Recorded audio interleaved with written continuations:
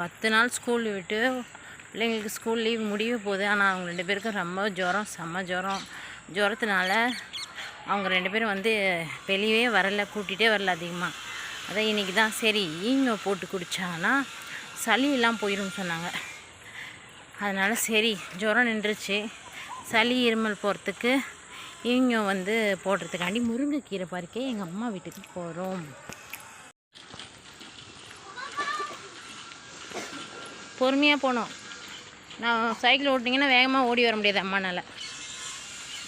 சாச்சு இதில் ஈங்கோ போட்டு குடித்தா இருமல் சளியெல்லாம் போய்டுன்னு சொன்னாங்க. அதனால் சரி சொல்லிட்டு நாங்களும் எங்கள் அம்மா வீட்டுக்கு வந்து கீரையை பறிச்சாச்சு. 2 பேரும் டிஸ்கஸ் பண்ணுறாங்க சைக்கிள் ஓட்டாமல்.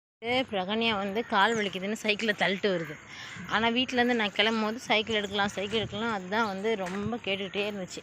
சரி 10 நாளாக வீட்டுக்குள்ளேயே ரொம்ப நாளாக இருக்கிறாங்களேன்னு சொல்லிட்டு சைக்கிளை ஓட்ட வச்சா கால் வலிக்குதுன்னுட்டேன்.